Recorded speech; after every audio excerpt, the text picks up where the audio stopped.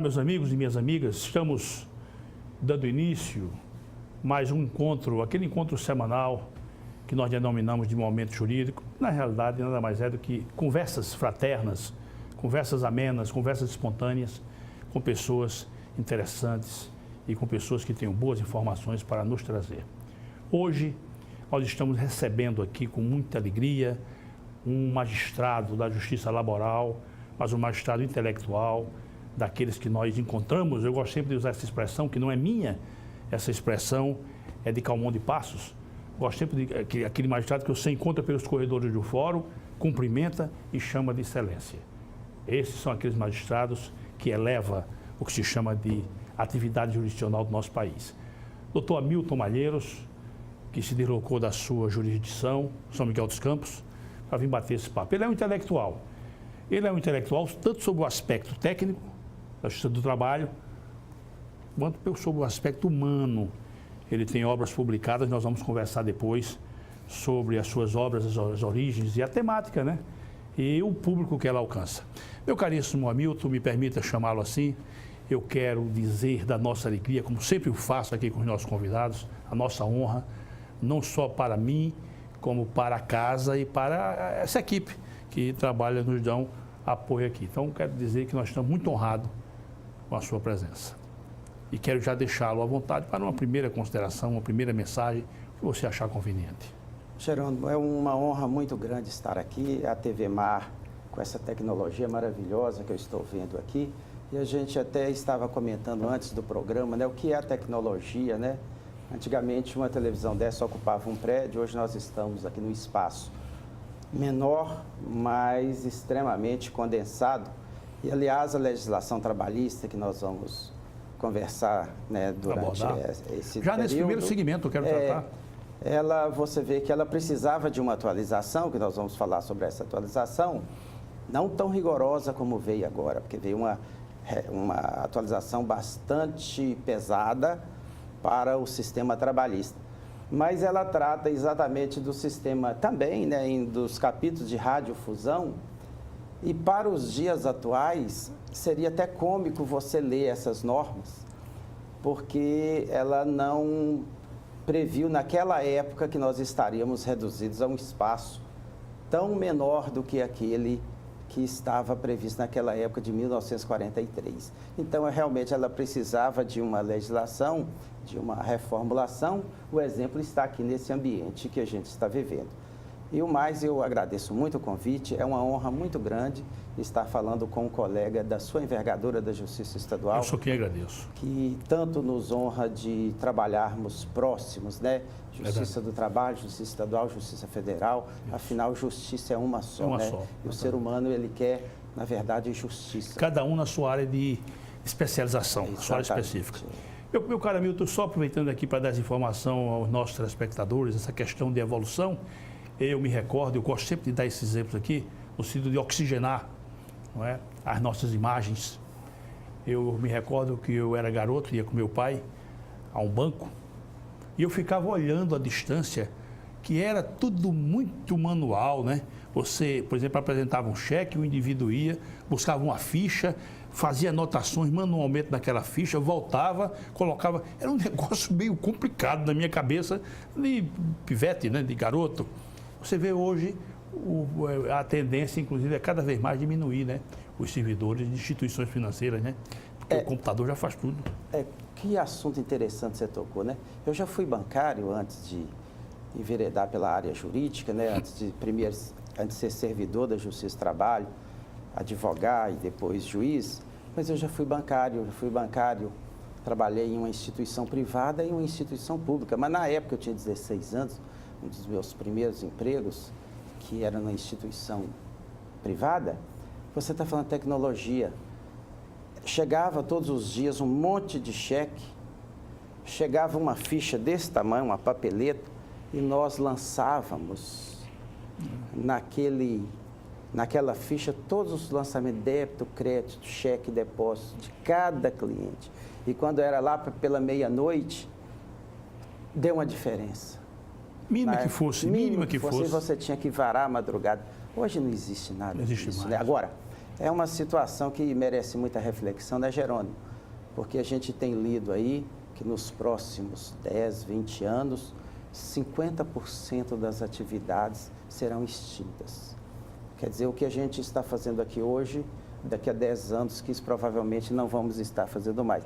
É uma grande preocupação, porque o ser humano ele vai ter que incessantemente, de forma estressada, estar sempre modernizando, porque ele não sabe o que vai acontecer com a sua profissão daqui a 10 anos. 10 anos. Meu caro Hamilton, você não é daqui de Alagoas, né, amigo? Eu quero conhecer um pouco sobre a sua vida. Vamos passar para os nossos telespectadores. Você não é daqui de Alagoas, né? Ô, Jerônimo, meu coração é alagoano Certo. e já está fincado aqui. São 20 anos, aliás, até completou semana passada 20 anos de Alagoas. A minha ligação é muito forte com o Estado. Assim como o Rio São Francisco, eu nasci numa montanha de Minas, passamos muitas curvas, muitas descidas, muitas subidas e viemos morar no paraíso, como São Francisco, que também viu Alagoas o melhor lugar que tem para desaguar. Você era das Alterosas de onde? Qual é o seu município? É Belo Horizonte ou qual é o seu município? Olha, eu sou de uma cidadezinha pequena do norte de Minas que chama Itamarandiba. Eu sou de Minas Gerais. Agora, quando você falar, eu conheço Minas Gerais, aí eu vou te perguntar qual das 3 Minas Gerais que você conhece. Que você tem uma histórica. Claro, Ouro Preto ali e tal. Ouro Preto, Belo Horizonte, Sabará, aquela região ali, Congonhas. Você tem uma muito desenvolvida, que é o sul de Minas e o Triângulo Mineiro, extremamente moderna. E você tem o norte de Minas, que é a minha região, que tem uma ligação muito forte com o Nordeste. Verdade. Tem até seca, não tem lá? Tem seca. E tem lá 42 municípios, que é do polígono das secas. Como tem a Sudene, que cuida da região seca do Nordeste, nós temos lá também a Sudene, que lá tem um órgão menor, chama Sudenor, que também cuida dessa região. Então, o norte de Minas, a minha região, tem uma ligação muito forte com o Nordeste. E só uma curiosidade, essas 3 regiões de Minas Gerais, que vale a pena conhecer, né? Tanta gente vai para o exterior e às vezes não conhece Minas Gerais, não conhece o Brasil. O Brasil é muito rico, né? Muito rico, riquíssimo. Muito rico. Você tem toda a razão. E o seu estado, meu caro Hamilton, eu tenho uma profunda admiração. Eu andei lendo muita coisa sobre Minas através do Afrânio de Melo Franco, pai do Afonso Arinos. Tem uma pessoa lá que eu tenho uma profunda admiração, Antônio Carlos, que teve na bica para ser presidente, né, rapaz? Se não fosse aquele litígio com o Austin Luiz, um homem elegante, um homem de uma formação. Exatamente. Ele é muito rico lá para a banda, muito rico em nomes, em monumentos e tal. Até a universidade lá com o nome de Antônio Carlos. Tem uma avenida gigantesca que né? sai do centro de Belo Horizonte, que vai até perto do aeroporto de Confins, que ela chama Antônio Carlos. Mas meu caro amigo, deixa eu lhe dar, me permita, parabéns.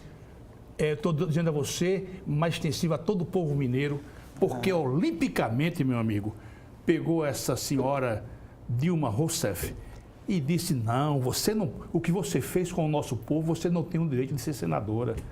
Pelo amor de Deus, eu quero parabenizar a você, extensivo a todo o povo mineiro, que impediu que essa senhora, rapaz, que ousadia dela, fez o que fez, eu não quero aqui entrar em detalhes, e ousou se candidatar a senadora, mas com o aval do bravo povo mineiro. Gostei, aplaudo. A política, né, Jerônimo, ela nos surpreende, né? Ela nos surpreende, porque às vezes a gente não pode desconsiderar a capacidade do eleitor, né? Pois é. Então, às vezes, erra, coloca algumas pessoas que não são as melhores para a sociedade, às vezes acerta demais. Isso faz parte do processo. Eu vou usar, né? me permita, eu vou usar a expressão do José Neumann Pinto. Essa senhora é uma tranqueira, meu amigo. Seria uma tranqueira. Essa moça no Senado, pelo amor de Deus. Mas, meu caro Hamilton, eu queria já tratar com o ilustre amigo sobre a questão especificamente da Justiça do Trabalho. A gente tem assunto aqui para conversar 3, 4 horas por baixo. Só deixar aqui um copinho d'água com a gente aqui, nós vamos longe. Um ano de reforma trabalhista, qual apanhado, qual a análise crítica que você faz dessa reforma? Jerônimo, quando eles lançaram esse projeto da reforma trabalhista, na verdade foi para o Congresso um projeto pequeno, mas chegou lá, o relator resolveu dar uma extensão inesperada ao projeto, o que não foi feito durante 70 anos de reforma em toda a lei trabalhista. Ele conseguiu colocar em votação, e foi votado, um projeto gigantesco em apenas poucas semanas, sem grande discussão com a sociedade. Ele não foi meditado, não? Não foi meditado, porque o que tinha sido meditado foram algo em torno de 8 artigos, 8 modificações. No final, saiu um monstrengo lá de dentro do Congresso, com 100 e tantas modificações, de toda a espinha dorsal da CLT. Toda a espinha dorsal. E aí a propaganda do peixe que eles venderam é que isso ia gerar muito emprego, que precisava fazer essa reforma. Eu não discuto que alguma coisa precisava ser feita, não discuto isso não, mas não do jeito que foi feito. Então, propagaram que isso ia criar muitos empregos. E o que a gente está vendo hoje? Não criou emprego. Não criou emprego, né? E o pior, os poucos empregos que foram criados, saiu até uma estatística agora, foram de trabalhos, eu digo assim, as piores relações de trabalho possíveis, a precarização do emprego. Os que foram criados, igual o trabalho por tempo intermitente, trabalho temporário, são aqueles empregos que às vezes até o próprio desempregado, ele fica em dúvida se ele vai pegar ou se ele continua desempregado. Porque quando você trabalha, você se submete a essa situação de trabalho intermitente, você pode até perder a chance de continuar procurando um trabalho melhor. Então, não surtiram os efeitos, precarizaram a mão de obra e o mais importante, aí eu falo para os telespectadores, isso é muito importante, que a imprensa não tocou nesse aspecto, não está tocando, os defensores dessa reforma trabalhista não estão tocando nesse assunto e você dificilmente vai ouvir falar nisso, eu não sei por qual razão. A reforma trabalhista, ela é muito contraditória com a reforma da Previdência. Ora, se a Previdência está com um rombo aí de 150 bilhões, você não pode precarizar, você não pode desvalorizar a mão de obra nacional, porque é a mão de obra nacional que gera arrecadação para a Previdência. É a mão de obra. Você paga um percentual muito alto, desconta do seu salário, a empresa paga um percentual bastante significativo sobre a folha de salário e tem outras arrecadações que dependem do salário. Ora, se você desvaloriza esta mão de obra, dos 104, 105 artigos que foram modificados, quase todos é para desvalorizar a mão de obra, é para diminuir a folha de salário. Então, o que acontece? Isso vai refletir na Previdência. E reflete pesadamente na Previdência. Eu não sei, sinceramente, o que vai ser da Previdência dentro de poucos anos. Porque essa mão de obra que está sendo contratada de acordo com a nova reforma trabalhista, essa mão de obra está arrecadando muito pouco para a Previdência.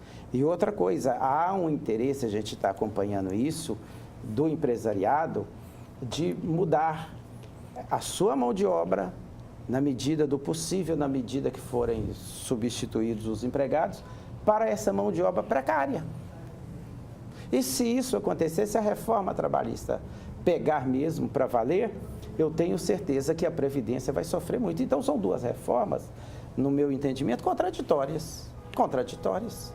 Você não pode ter um rombo da Previdência e querer alterar a lei trabalhista. Pelo contrário, no meu entendimento, eu não consigo ver de outra forma. Você deveria valorizar a mão de obra, se você está preocupado com o rombo da Previdência.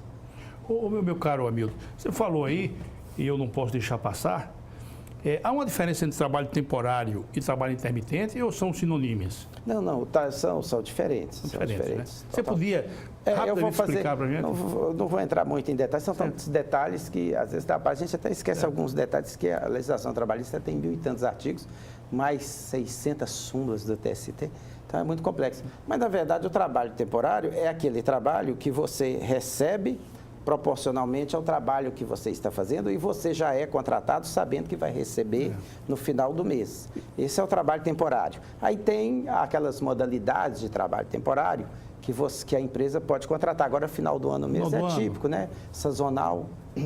A safra de cana-de-açúcar também é um trabalho temporário típico, né?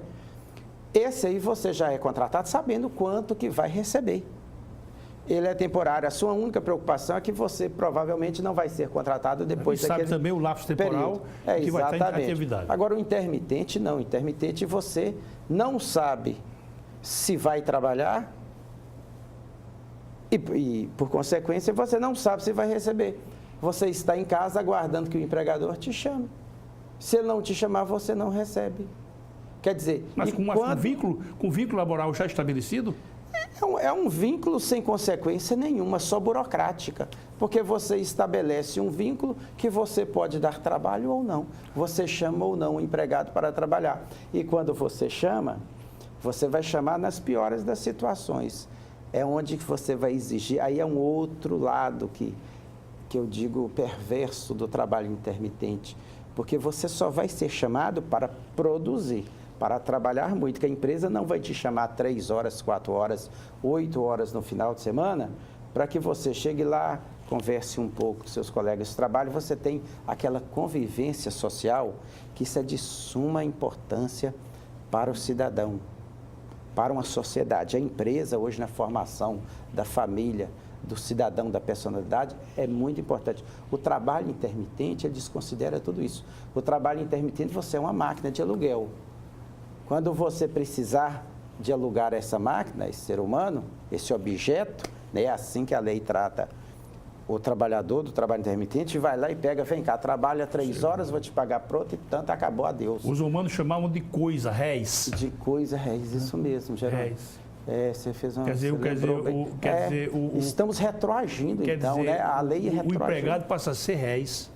Exatamente. E não pode, você sabe que a empresa é um ambiente de extrema importância.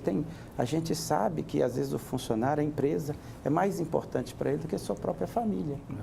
Agora, na medida que você tira isso do empregado, você fala, não, você só vai entrar na empresa só para chegar lá e trabalhar as 3 horas que você foi contratado, isso é uma perda muito grande, psicologicamente muito grande. Você pode causar, inclusive, um desajuste social. E junto com essa reforma... Isso dá depressão. Dá depressão. Isso dá depressão. Vieram outras complicadíssimas, como, por exemplo, a terceirização da atividade fim, que muita gente não percebe a gravidade disso, da terceirização da atividade fim. E muitos defendem, né, Jerônimo, que, mas isso acontece no mundo todo. Eu duvido que isso aconteça no mundo todo. Pelo que eu andei lendo, não. Por exemplo, quando você fala, o Google tem 100 mil empregados nos Estados Unidos, por exemplo. Você pode ir lá, que os 100 mil empregados estão lá com o uniforme do Google. Ele valoriza. Eu duvido que uma empresa séria desses países mais modernos, eu duvido que eles vão terceirizar todas as atividades, que o empregado chega lá, ele não sabe nem quem que é o patrão, ele não tem nenhuma interação, integração com os outros empregados, porque ele é de uma empresa que ele nem conhece. Não tem aquela convivência social, não tem aqueles interesses comuns. Eu duvido que uma empresa séria terceirize tudo. Eu duvido, porque o empregado, ele tem o orgulho. Às vezes, Jerônimo, tem coisa... Estou falando um pouco depressa, porque é muito instigante esse assunto, é muito instigante. Nós temos que ter um outro programa. Às vezes, Jerônimo, você não percebe a importância que tem, por exemplo, um uniforme. Você sabe qual que é a importância de alguém vestir o uniforme da empresa? Aquela identificação. Aquela identificação, a pessoa se sentindo útil, como que ele faz parte de um grupo. Eu já peguei um caso, Jerônimo, assim, que psicologicamente, ele me marcou muito, mas quase ninguém prestou atenção na sala de audiência. Entraram 3 empregados da empresa uniformizados. E entrou um ex-empregado, que era o autor da ação, sem uniforme. Quando ele sentou na mesa, e os outros 3 empregados ficaram do outro lado da mesa, que o empregado sentou, ele começou a tremer, sentindo muito frio, muito frio. Eu estranhei aquilo, mas depois eu percebi o que era. Aí eu perguntei para ele, está tudo bem com o senhor? Ele tremendo, nervoso, está. Eu perguntei, o senhor quer que desligue o ar, está muito frio? Ele, não precisa, porque ele não queria declarar o que era o frio que ele estava sentindo. Quando eu fui, no decorrer da audiência, no início da audiência, eu percebi o que era. Chamei os dois advogados, o do reclamante, o do empregado e o da empresa no gabinete, e virei para o advogado da empresa e falei, doutor, eu vou suspender essa audiência, vou marcar uma outra audiência. E o senhor me faz um favor, na próxima audiência, os 3 empregados da empresa, por favor, venha sem uniforme. Venha sem uniforme, para ficar em pé de igualdade com o ex-empregado. Ele está passando mal, ele está sentindo nu, ele está sentindo sem a sua pele. Um empregado que trabalhou 10 anos, que usou 10 anos o uniforme da empresa, e agora ele está vendo seus colegas com uniforme. Isso para ele é trágico, doutor. Imagina. Ele está se sentindo sem dignidade. Mas não é todo magistrado que percebe isso não, viu, meu amigo? Não é todo magistrado que percebe isso não. Mas eu acho que o magistrado trabalhista, né, ele tem uma sensibilidade maior. Eu acredito que talvez um ou outro não... Mas eu acho que a maioria deve sentir isso, porque isso todo dia nos apresenta, tanto é que foi até objeto que nós vamos falar depois sobre o meu livro. Todo dia eu acho que numa sala de audiência, até na Justiça Comum também, você, né, Jerônimo, deve ter convivido com isso. Tem. São chamados dramas humanos. Os dramas humanos, né? Que o juiz tem que ter muita frieza, mas tem que ter o seguinte, apenas para público, que na verdade a sensibilidade do juiz, ele aflora, nós somos seres humanos. O Roberto Lira, que é conhecido como o príncipe dos promotores de justiça, ele escreveu uma obra chamada Sociologia Criminal. E nessa obra, é uma obra já da década de 60, já naquela época ele convocava, precisamos voltar, precisamos retornar ao burburinho das ruas, ao vozeio da multidão, ao estrépito da vida, porque ele dizia que é nesse ambiente onde você vê a extrema necessidade de cada um. Não é verdade? Então o juiz ele tem que estar, evidentemente, julgando, mas ele tem que estar olhando para a dinâmica das ruas, não é verdade? Exatamente. Para ele sentir. Eu tenho essa capacidade, estou sendo muito franco com você, eu tenho essa capacidade. Mas, meu caro amigo, me diga uma coisa, em meio a esse vendaval da reforma, vou chamar de vendaval, porque ele traz o vendaval traz uma certa insegurança, vê alguma coisa boa para o empregado? Você vê alguma coisa boa? Eu digo o seguinte, talvez 1/100, e eu nem sei, assim, eu tenho até dúvida se realmente foi coisa boa, mas a única coisa que poderia você justificar, tentar achar algum argumento, tentar colocar alguma tinta colorida nas letras da lei para o empregado, a única coisa foi a contribuição sindical obrigatória que acabou. Isso aí eu acho que forçar o empregado a pagar anualmente, tirar do seu salário para pagar para um sindicato, que a gente chama às vezes, né, uma boa parte, de sindicato pelego, realmente, o que acontece? No Brasil ainda há, né, quase 20 mil sindicatos. Então, os sindicatos, simplesmente, a maioria deles, viviam dessa contribuição sindical e que não era pouco. Cada sindicato aí abria, por exemplo, um sindicato dos cortadores de galho nas árvores das ruas de Maceió, por exemplo. Sem fazer nada, ele tinha uma salinha lá, uma secretária, sem fazer nada, recebia um valor significativo por ano, que as empresas eram obrigadas a retirar do empregado e mandava para esse sindicato, e o sindicato vivia disso. Por isso tinha 20 mil, era uma fábrica, e foi por isso, né, que teve, inclusive, lá no Ministério do Trabalho, saiu em todos os jornais aí, problema de propina para a questão, parece que foi isso que saiu no jornal, se eu não estiver enganado, propina para... Esse nome é um nome feio, né, pai? Propina. Pelo amor de Deus, rapaz. Aonde foram buscar esse nome, amigo? Mas a origem parece que tem outra, né? Propina lembra heroína, cocaína. Mas parece que a origem da palavra propina é mais nobre, né? Eu não lembro bem de onde que veio, mas parece que era mais nobre. Aí eles passaram isso para... Eu vou fazer uma pesquisa sobre essa temática aí. E aí o que acontece? Tem uma certa algeriza, também é uma palavra meio...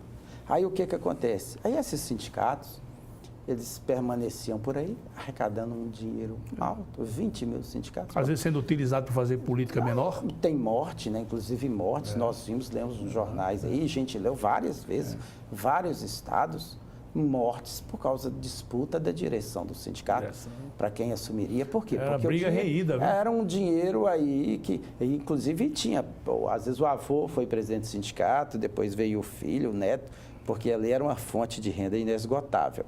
Então, essa reforma tirou com essa contribuição sindical obrigatória e agora, se o sindicato quiser arrecadar alguma coisa, o empregado vai ter que autorizar, porque senão... E parece-me, pelo que eu vi no jornal, a arrecadação dos sindicatos parece que caiu, acho que 90%. Deve ter caído vertiginosamente. 90%. Vertiginosamente. 10%.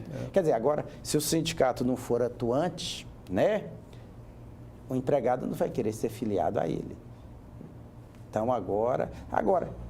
Por outro lado, quer dizer, eu não sei se isso também... Houve também um efeito colateral disso também, né?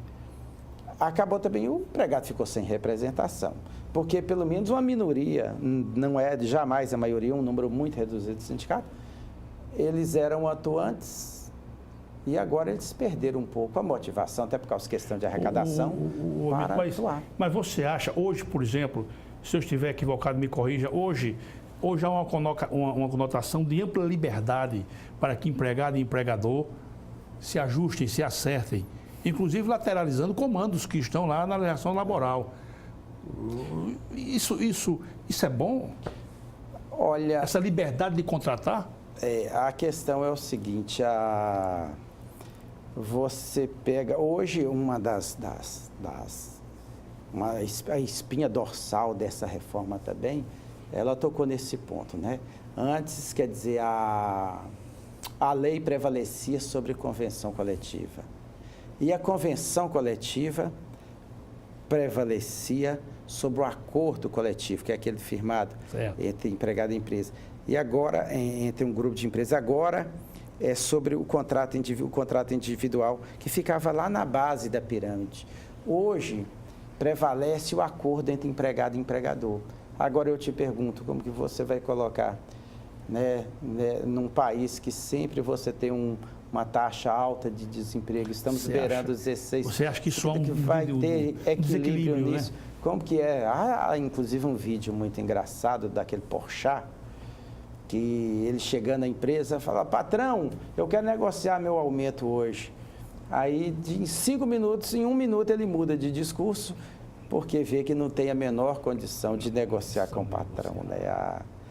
A situação difícil. E isso deveria ter sido previsto, né? Porque, na realidade, não raras vezes, o empregado, ele comparece perante o empregador totalmente amesquinhado, vamos chamar assim, totalmente... Eu acho que é em todo momento, né? Enquanto esse Brasil sempre teve, né, com taxas altas de desemprego, eu acho que sempre o empregado, ele nunca vai ter condição de negociar com o patrão. Meu caro Hamilton, eu recebi uma informação do nosso diretor que vamos encerrar esse primeiro momento.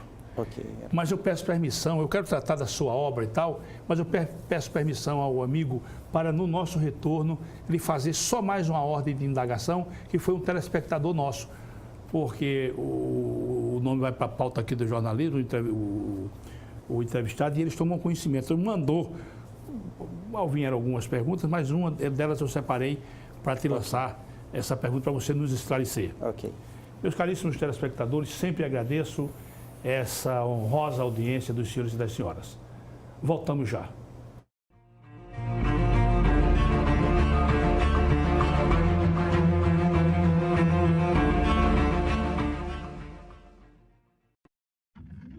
A CL Investimentos é uma empresa que trabalha com imóveis próprios. Quando precisar locar ou comprar um imóvel, procure a CL Investimentos. Aqui só locamos e vendemos imóveis próprios. Por isso, damos garantia de um investimento seguro. ACL Investimentos, Rua Durval Guimarães, Edifício Leonardo da Vinci, Ponta Verde. Fone 3327-3911. Quando o assunto é o seu carro, além de escolher a marca líder, escolha também a concessionária que faz mais por você. Por isso, a Blumari oferece o melhor atendimento em serviços, peças e acessórios.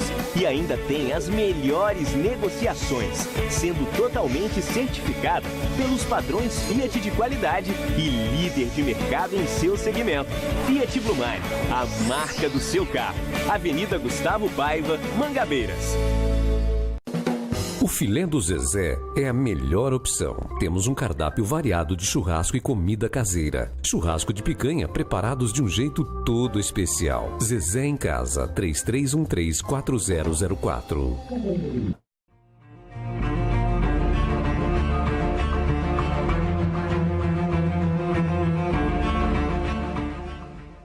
Olá, meus amigos e minhas amigas, retornando aqui com o nosso caríssimo magistrado Hamilton Malheiros, um homem que por todas os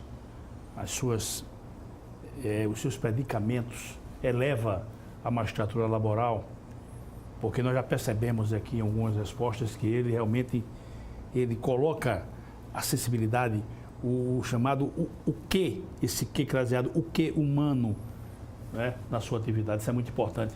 E antes de entrar na sua produção literária, meu caro Hamilton, eu queria fazer uma colocação que foi de um telespectador nosso. Uma empresa em Goiás, o empregador, o dono da empresa, ele começou a fornecer o café da manhã. Lá no seu entendimento, eles vão começar a fornecer o café da manhã. E isso fazia com que os empregados chegassem meia hora antes. Então, os empregados tomavam café na empresa e depois iam para o trabalho. Então, meia hora antes eles chegavam. Esse café ocorria meia hora antes do início da jornada. Tudo bem, uma maravilha, tudo tranquilo e tal. Lá para as tantas, por de algum tempo, ele resolveu retirar o café da manhã e não havia mais necessidade do empregado chegar naquela meia hora antes. Ele chegava no início da jornada normal. Então, ele disse, olha, eu vou retirar o café da manhã e os senhores e as senhoras não precisam chegar mais meia hora antes. Muito bem. Não é que um desses empregados cobrou hora extra e ganhou, inclusive já na instância superior. Seu amigo teve conhecimento disso? Jerônimo, eu tive conhecimento desse caso, mas isso é um caso muito corriqueiro, sabe? Essa questão de... Há uma situação muito parecida. Mas não parece um despropósito, não, meu amigo? Exatamente. Eu acho um despropósito. Eu digo o seguinte, toda essa reforma, eu acho que aconteceu aí, ela se deve também, a gente tem que fazer um pouco de meia-culpa também. A gente tem que fazer um pouco de meia-culpa. Os exageros também, aí gerou uma certa revolta também, da parte empresarial. Eu acho que toda a relação humana e a relação de trabalho está nesse meio, ela deve ser seguida, orientada pelo princípio da boa-fé. Agora, como que pode uma empresa fornece o café da manhã, o empregado chega meia hora antes, e aí o empregado ajuiza uma ação pedindo que aquela meia hora que ele está tomando o café fornecido pela empresa, que ele está até economizando, não está gastando na casa dele, a empresa fazendo essa gentileza, eu acho má fé. E o argumento, me permita, o argumento é que naquele período ele já estava à disposição do empregador. Pois é, exatamente isso que gerou, na minha opinião, essa reforma. Eu vou te falar, antigamente as empresas davam, muitas, né? Carro para o empregado, pagava o aluguel, pagava a escola.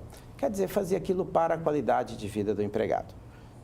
Mas, infelizmente, na minha opinião, de forma equivocada, a doutrina e a jurisprudência, elas caminharam no sentido dos julgamentos dos tribunais, né, que a gente chama de jurisprudência, caminharam no sentido que de tudo aquilo que o empregado recebe, aquilo incorpora ao salário.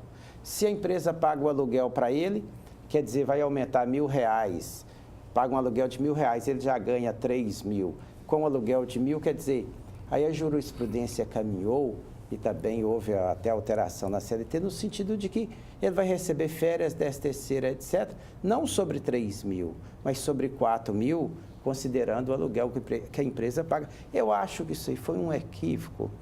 Eu acho das decisões, foi um equívoco do legislador posteriormente, de incorporar tudo ao salário que o empregado ganha, porque incorporar significa a empresa, além de te fornecer isso, ela vai ter várias outras consequências. Vai pagar previdência, vai pagar seu fundo garantido, tudo sobre aquilo. Aí o que aconteceu com o passar do tempo, hoje raramente você vê empresa pagando aluguel, fornecendo o carro, pagando a escola para os filhos dos empregados, porque é o medo daquilo se voltar contra ela. Ela acha que está fazendo um bem. Quer dizer, isso aí que acabou que deveria ter sido atacado nessa reforma. Eu acho deixar bem claro isso. Acho que houve um assodamento muito grande, houve um assodamento. Que você falou que não foi uma coisa meditada, né? Aí, para você ver que essa questão mesmo do lanche, o empregado está lá lanchando, como que isso pode ser tempo à disposição? Como que isso pode ser horas extras? Eu acho que falta um pouco de boa fé. E, aliás, eu te falo até mais, tá, Jerônimo? Eu sempre digo que o principal problema que o Brasil vive, eu sempre digo isso para ele, não é o problema financeiro, não. Acho que é a questão ética, né? A falta de princípios éticos e morais em toda a sociedade, sabe? Infelizmente, nós perdemos isso, eu não sei de onde que veio isso, de onde que surgiu, que nós perdemos esse bonde da ética, das boa-fé, dos princípios morais, né? É isso que leva o país a ter violência, a ter tudo isso. Roma perdeu a sua grandiosidade, perdeu toda a sua pujança, quando os princípios éticos e as práticas morais foram jogadas num patamar bem inferior. Pronto, ali acabou. Ali acabou. E a gente tem... Eu acho, estou dizendo isso muito, muito honestamente, com muita franqueza, né, que eu acho que é preciso a pessoa ter um apego, um amor maior pela terra onde ele nasceu, onde ele vive. Eu acho que isso é bem, sabe, você gostar do país para que você vive. E você gostando do país, você começa a adotar uma conduta que seja elevada para aquele ambiente onde você vive. Eu não sei. Uma preocupação maior com o semelhante. Com o semelhante. Né? Com o que está próximo. Mas as nações antigas, né, Jerônimo, você pega lá na Europa, felizmente ou infelizmente, eu prefiro falar que felizmente, né, nós nunca passamos pelas tragédias, né, pelas guerras que aquele povo passou. E eu acho que talvez isso que deu origem ao nacionalismo, à honestidade, a lutar pela pátria, a solidariedade. Eu acho que a nossa história, eu acho que não é uma história marcante, né? Não marcou a pele do ser humano aqui. Nós não temos um grande herói. Exatamente. Nós não temos um grande herói. O meu caro Hamilton, eu tomei conhecimento há uns anos atrás, isso me deixou envergonhado.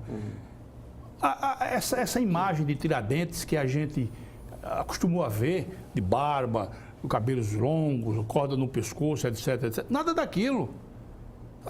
Tiradentes era um homem barbeado, cabelo curto, era um militar. Agora, o que aconteceu? Quando acharam de prestar homenagem a ele, estava sendo feito um busto de Borba Gato, do Bandeirante. Aí, pega esse busto aí e passa para... Isso é uma esculhambação. Me desculpa a expressão, senhores telespectadores, me perdoem. Isso é uma esculhambação, rapaz. Estavam fazendo um busto de Borba Gato. Aí disseram, pai, vamos prestar homenagem a Tiradentes e tal. O que é que tem aí? Pai, tem esse busto aqui, pronto, passa para ele. Aí está essa imagem mentirosa, enganosa, de um Tiradentes barbado e tal, quando não é verdade. Aquilo não é verdade, rapaz. Não pode ser assim. E nós não temos um grande herói a quem reverenciar, né? Nós não temos. Temos Marechal Deodoro, aí vamos para Tiradentes e fica por aí. Eu acho que essa nação, ela não passou, né, por grandes eventos assim, que fez criar no brasileiro uma outra visão de pátria, de honestidade, de cidadão, né? Você pega o francês, você pega o inglês, tudo que eles já passaram, né? Eles não vão deixar uma pessoa, tá vendo ali alguém destruindo o patrimônio público, vão deixar ir lá e destruir, eles vão reagir. Eles não deixam a corrupção para eles, é apavorante. É apavorante. No Japão, não sei se você já teve essa experiência, no Japão, quando você perde uma carteira, esqueceu dentro do metrô, você esqueceu na escadaria, dentro de um museu no Japão, você vai para casa tranquilo, tendo a certeza que você vai voltar e vai encontrar lá no mesmo lugar a sua carteira, não é? Eu tive em supermercados na Europa que não tinha funcionário nenhum. Você pega a mercadoria, chega e passa no caixa, tá lá o caixa, você mesmo passa, você pega seu troco. Eu andei agora na Suíça alguns meses atrás, naquelas estradinhas da Suíça, você vê lá a banca de verdura, de queijos lá na beira da estrada, mas cadê o vendedor? Aí você chega, tá lá uma caixinha com os euros, lá com o dinheiro, você dá o dinheiro, pega o troco, pega a mercadoria. Quer dizer, todas essas nações tiveram uma história de tragédia que o ser humano sofreu muito. Você entendeu? É impensado isso que a gente estava falando aqui. Aí voltando àquele pequeno assunto do empregado pedindo horas extras porque está recebendo um lanche, o tempo que ele está no lanche. Quer dizer, isso... Só para fechar, que eu quero tratar com você da sua atividade intelectual, só para fechar, você, por exemplo, na Europa, você chega num posto de gasolina, você mesmo coloca o combustível, às vezes não tem ninguém nem olhando para você, nem imaginação, você coloca o combustível e você vai depois... Eu vou usar para vender. Humildemente, essa é a expressão, mas quando eu quero dizer humildemente, você vai docilmente para o caixa e diz, olha, bomba 5. Aí o caixa vai ali, e diz, bomba 5, tantos euros.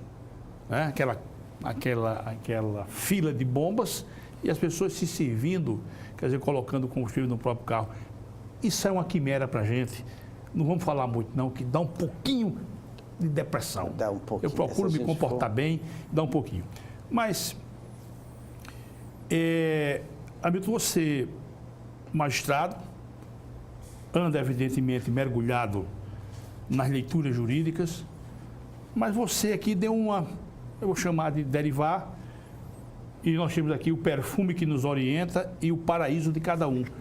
Eu queria que você falasse rapidamente sobre cada um deles, para a gente poder fazer aqui algumas colocações, algumas análises.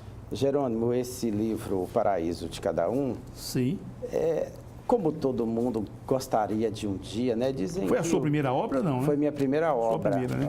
Meu primeiro romance, O Paraíso de Cada Um. Eu não tinha grandes pretensões, desse livro. Simplesmente era um drama inspirado numa história real, é um drama de um juiz extremamente sensível, e ele vai sofrendo com os problemas que acontecem no dia a dia, que aparecem na sala de audiência. Sei que vão desfilando ali para ele, né? Então ele se torna, a obra mostra esse juiz extremamente sensível, e a certo ponto, ele passou a fazer parte desse drama das partes. Quando ele, inspirado numa história real, quando ele julga um processo errado e a parte prejudicada acaba indo parar num hospital psiquiátrico, como a obra mostra que ele era um juiz extremamente sensível, ele não se aguenta com essa situação. Aí começa a decadência psicológica do próprio juiz. Quer dizer, eu não tinha grandes pretensões com esse livro, ele era apenas um sonho que todos nós temos, ter um filho, plantar uma árvore e escrever um livro. Só que esse livro ele ganhou proporções muito além do que eu esperava, e hoje esse livro ele é muito lido no sul do país. Todos os estados, todas as grandes cidades já leram meu livro. Ele é uma publicação independente. Por quê? Porque quando eu vi que o livro, os meus colegas que lendo o rascunho, as críticas, né, que vinham desses colegas, falaram, Milton, o seu livro é muito bom. Eu fiquei todo satisfeito, falei, mas deve ser mesmo, deve ser bom, porque pessoas sinceras, como foi o caso aí do Josiel Ivo, da Eliane, o Josiel foi esse outro livro, da Eliane, né, nossa desembargadora, e de vários outros escritores que leram o rascunho. Falaram, Milton, o seu livro é interessante, ele é bastante original. Aí eu me empolguei, Jerônimo, com esse livro. Eu procurei as editoras e uma delas se interessou muito, a editora grande, mandou o contrato para eu assinar, mas de repente eu falei, não vou assinar esse contrato, não. Eu acho que é injusto, e é o que está acontecendo com os escritores do Brasil. O contrato é extremamente injusto para quem faz. Eu falei, vou fazer uma produção independente. E acabou, tem uma pequena editora aqui em Maceió, ela produz os livros, a minha menina tem um escritório que distribui esse livro para o Brasil todo, as pessoas pedem através do e-mail. Isso que eu ia te perguntar, onde é que pode adquirir? Você vai no Instagram, que chama o livro O Paraíso, cada um está lá no Instagram. E também no e-mail, no Facebook também, o Paraíso de Cada Um. E lá fala direitinho como que você adquire. Certo. Porque esse livro aqui, ele é um livro que eu, pelo conteúdo, eu já andei folheando, esse livro, ele é também interessante para o acadêmico de direito. Ali nas bancas ainda ele deve ter conhecimento disso. Pois é, até isso que você falou, eu até admirei, porque eu recebi um convite da Universidade de Santo Ângelo, no Rio Grande do Sul, Maringá e de Santo Ângelo. E eles adotaram esse livro lá como hermenêutica jurídica, interpretação do direito. Mas, na verdade, é um romance. Eu até achei estranho, mas aí tem um certo sentido. Por quê? Porque ele trata muito do juiz atrás da toga. O juiz, que nós somos seres humanos, como todo mundo, com as nossas fraquezas, com as nossas, com os nossos sentimentos, necessidades, com as nossas nossas dificuldades, necessidades, com as nossas tristezas. Nós somos uma pessoa como qualquer outra. Então, o diretor lá da faculdade me explicou lá, um auditório lotado, levei o maior susto quando cheguei em Santo Ângelo, que eu nunca tinha, na minha vida, enfrentado 300 pessoas me esperando uma noite só para me esperando lá em Santo Ângelo. Eu fiquei muito orgulhoso daquilo, sabe? E aí depois eu fui analisar direito, realmente serve para hermenêutica jurídica. Eu acho que o juiz tem que ler o livro no sentido de que como nós somos seres humanos aí, com todos os problemas, e como a nossa necessidade, Jerônimo, isso aí é muito importante. A gente tem que sofrer, você lá na justiça comum, eu na justiça trabalhista, a gente tem que sofrer o sofrimento das partes. Juiz que não sofre com o sofrimento das partes não é juiz. Calmon de Passo, não é juiz. Há um livro muito bom que chama O Juiz e a Emoção, de Lígia, eu esqueço o sobrenome dela, Lígia, lá de São Paulo. Chama O Juiz e a Emoção.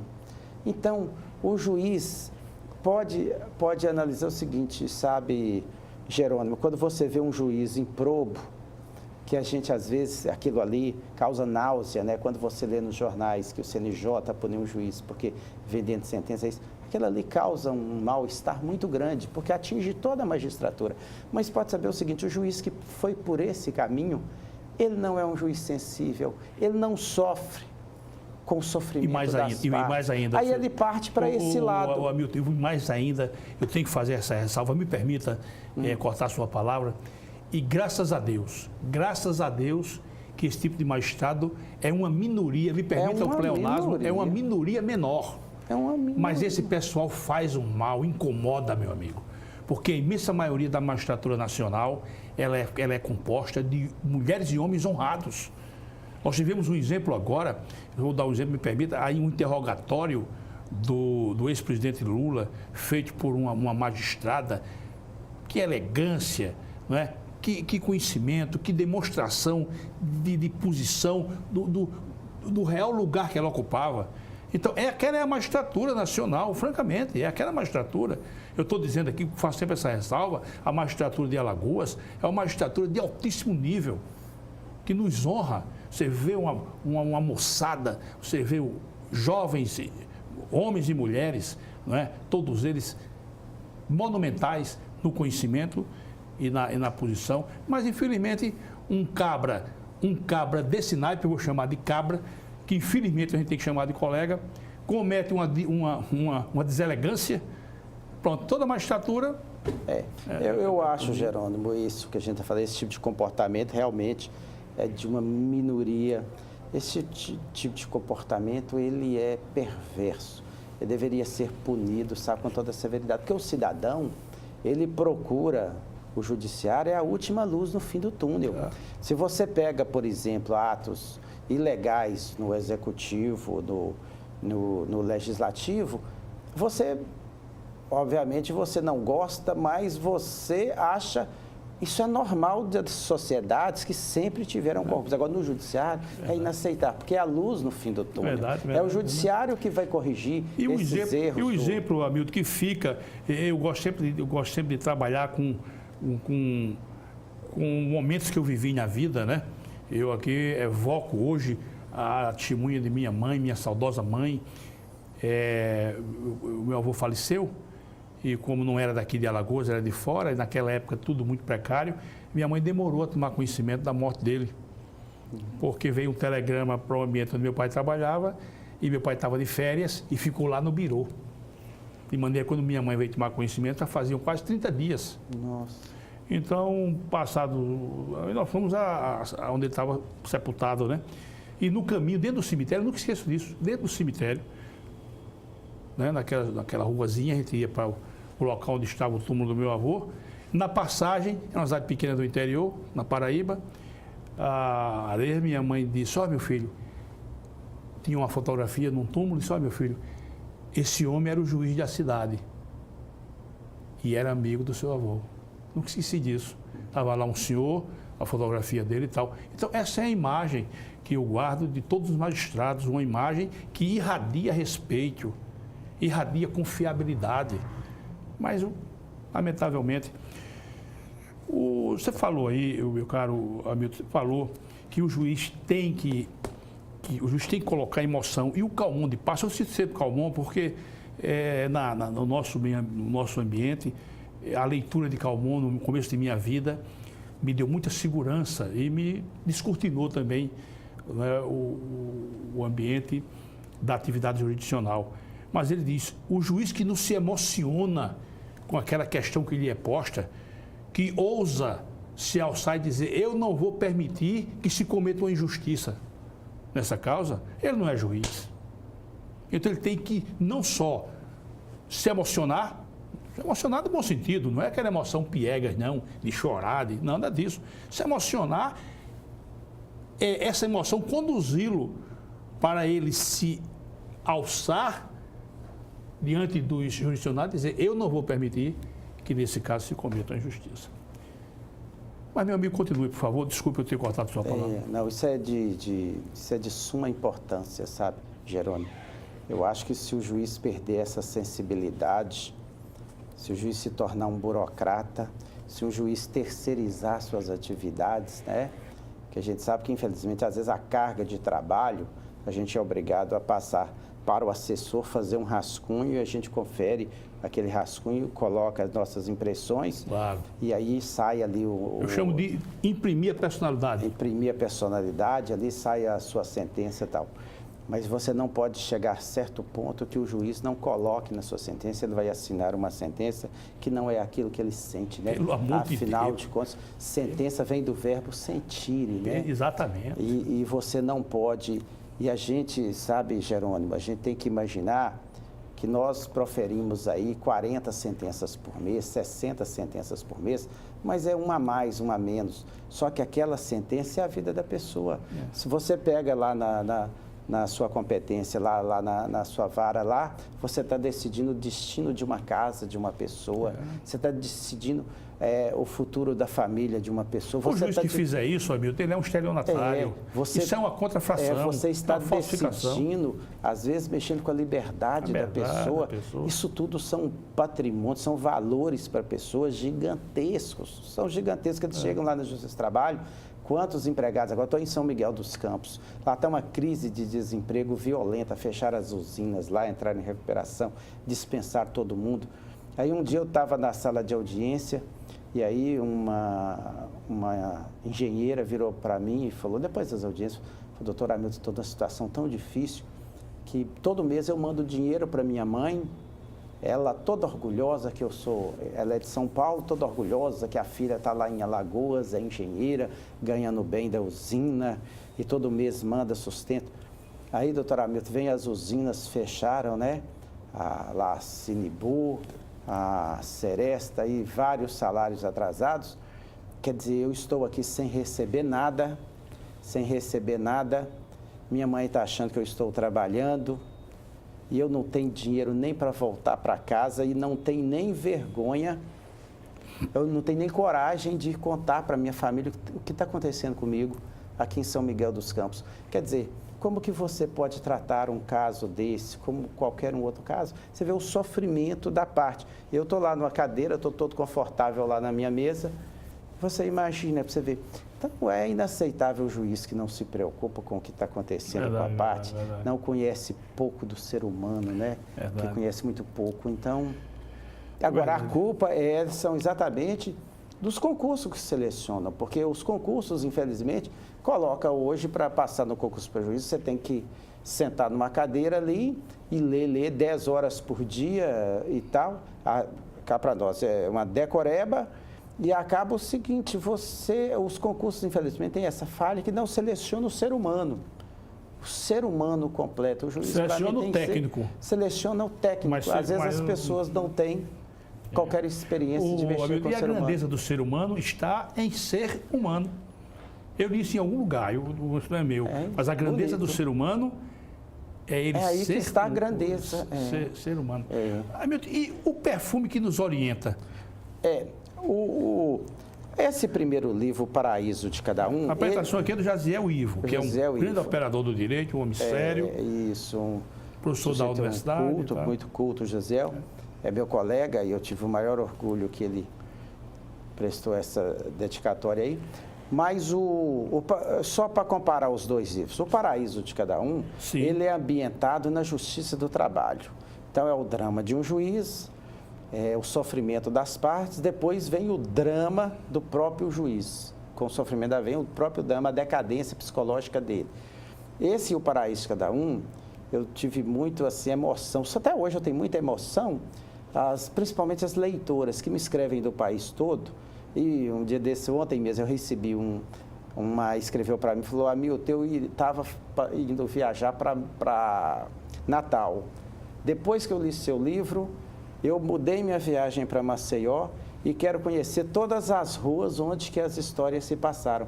Porque o livro, apesar que tem um pouco de autobiografia, realidade e ficção, você não sabe onde que terminou um e começou o outro. Então, você lê todo o livro, você acha que todo ele é realidade, apesar que bem inspirado em histórias reais. Então, esse O Paraíso Cada Um, ele passa aqui na Avenida Jatiuca, na Avenida da Praia, na Rua do Imperador, os dramas acontecem ali. Então, é um livro que emociona muitas leituras, O Paraíso Cada Um, e é ambientado na Justiça do Trabalho. Já o perfume que nos orienta, inspirado também numa história real, que foi um romance entre um juiz e uma promotora, e uma tragédia. Ele é todo ambientado em Ouro Preto, inspirado na história real, ambientado em Ouro Preto e com umas pinceladas de Paris e a região ali de Minas Gerais.